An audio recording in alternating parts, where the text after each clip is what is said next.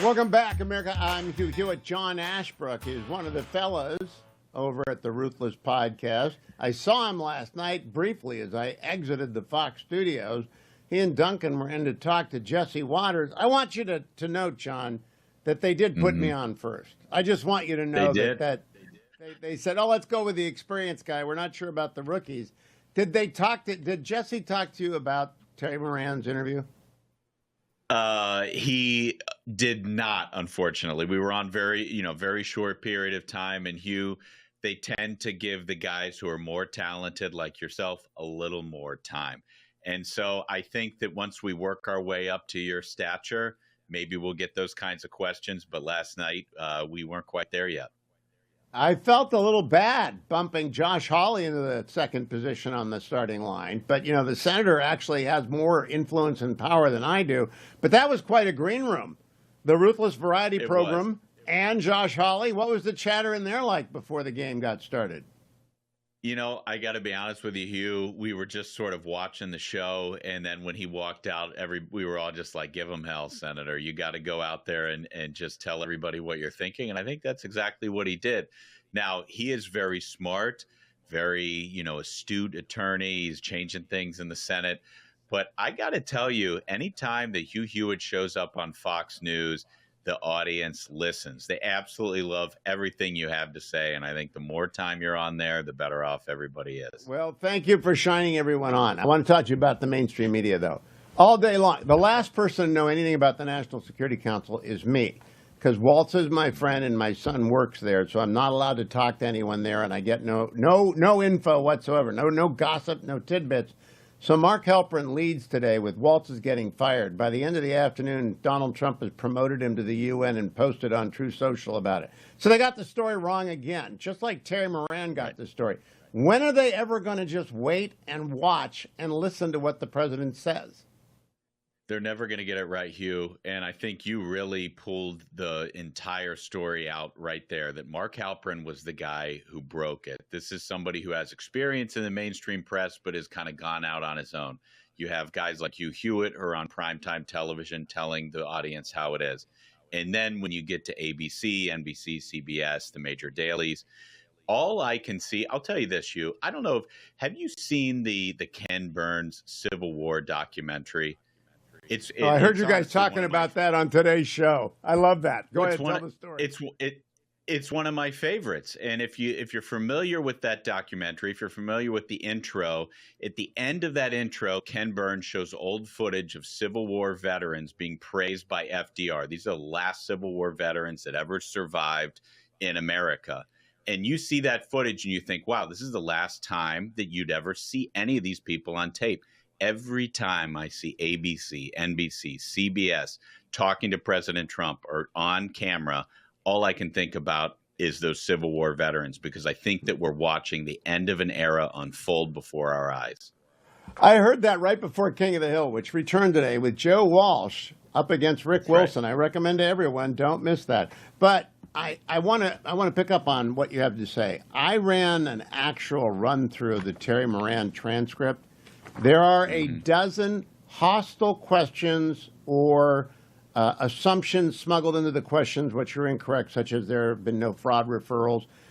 There's an accusation that there are questions about your methods of closing the border. No questions came up. It switched to deportation. It was rookie work, John. Absolute rookie work.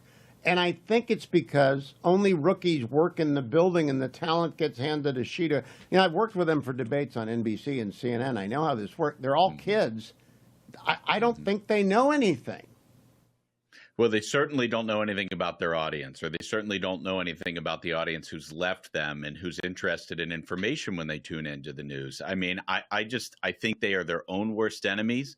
You have so many people who have grown up in the news industry who are doing an impression of somebody else who was doing an impression of somebody else who was doing an impression of Edward R. Murrow. Well said. And so if you listen to them, you're never going to get information. And that's why everybody's tuning out, because the audience is so smart. They don't need this moment where some guy that's like an anchor man is pressing the most capable communicator in my lifetime, at least.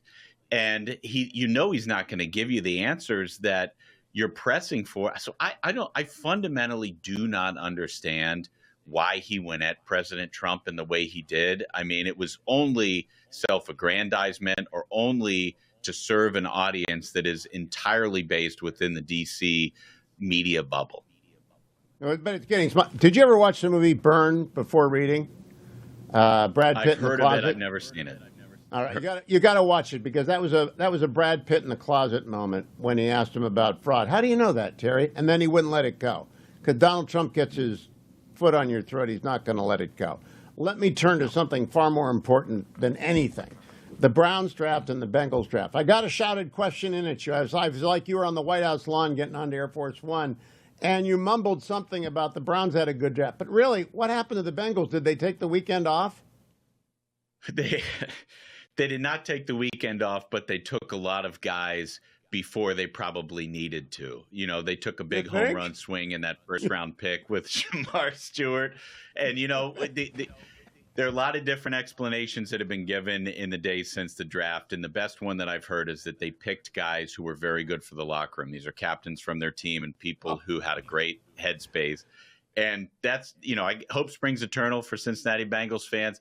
But I will tell you, Hugh, I was very impressed with what the Browns did. And to walk away with Mason Graham and a great linebacker, that guy from UCLA, and then have an extra first-round pick in 26, you cannot beat that. Browns If really you had told me 2 weeks ago you get Shador Mason Graham, the kid whose name I can't remember either, I want to call him Schwarzenegger from UCLA, and you pick up Dylan Gabriel as your backup for life, and you throw in the tight end from Bowling Green who's caught more passes than anyone else in FBS football, I would have said you're out of your mind. And a number one run. It's like the poor Jaguars guys left there in a barrel. I must say it was a great weekend to be a Browns fan, but I'm feeling bad for you. I really am, John. Not really. Well, I don't really like the Bengals. Look, we have a Super Bowl caliber team. We just need to get our defense up to average. If our defense can play average ball and our offense can play elite like they did last year, Bengals could be headed to the Super Bowl. So I'm not too concerned about the draft. Why is Burrow's knee going sideways again? You guys got to keep like a 24/7 camera on Burrow's knee. We do, especially in the AFC North. You know, I mean, you've got the Browns, you've got the Steelers, you've got the Ravens. It is a very difficult division to get out of, but whoever gets out of that division, I feel like they're going to be the ones to take the Chiefs' mantle as the kings. I didn't even mention Quinshawn Judkins. We got Samuels out of Tennessee in the 4th round. It was like the greatest. I think we're going to the Super Bowl. I think you should maybe switch out in the Ruthless podcast. They run a parlay every week during the season. Maybe you drop the Bengals for a year and put the Browns in, John. Just so you're saying, maybe you. I could never show my face in my home again if I did something like that. True. I love the. I think the Bengals. This is going to be a good year for the Bengals. What I would propose, Hugh, is that we add on the Hugh Hewitt rider. If you want to go for a 5-some, absolutely the Hugh Hewitt rider, because if the Browns and the Bengals win on the same weekend, that's going to be remarkable. That's going to be quite the payoff. If you're not already a like and subscribe at the Ruthless program, you should be. You can find it wherever podcasts are available. John Ashbrook and his fellow podcasters, all at the Ruthless podcast. Like and follow and come back right to the Hugh Hewitt Show.